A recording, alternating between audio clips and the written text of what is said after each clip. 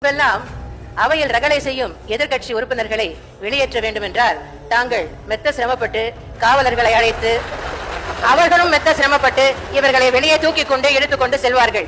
இப்போது அதெல்லாம் தேவையில்லை. இரண்டு வார்த்தைகளை சொன்னால் போதும். ஒன்று, கச்சத்தீவு மீட்பு. கச்சத்தீவு என்று சொன்னால் எதிர்கட்சியினர் வெளியே கிளம்பி விடுகிறார்கள். இரண்டாவது, பூரண மதுவிலக்கு நீக்கம்.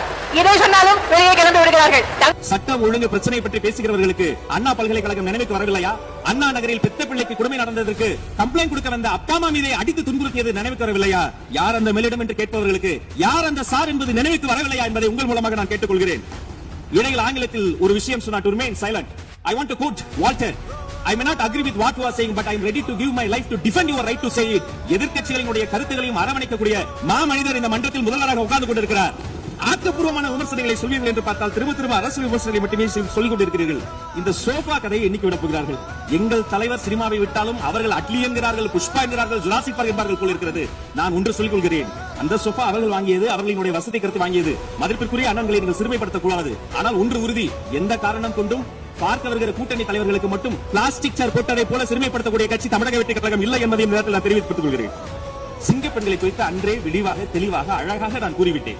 சிங்க பெண்கள் இந்த நாட்டினுடைய தமிழ்நாடு அரசினுடைய பொக்கிஷன். அவர்களை குறித்து மீண்டும் மீண்டும் இப்படி சிறுமைப்படுத்தி பேசியதற்காக மாண்புமிகு பேரவைத் தலைவர்கள் அதை கண்டிக்க வேண்டும். சிங்க பெண்களை குறித்து இனி யாராவது தவறாக பேசினால் அதை அனுமதிக்க கூடாது. இப்படி தவறாக பேசியதற்காக அவர்கள் மன்னிப்பு கேட்க வேண்டும் என்று தமிழக வெற்றி கழகத்தினுடைய அரசு சார்பில் கேட்டுக் கொள்கிறேன்.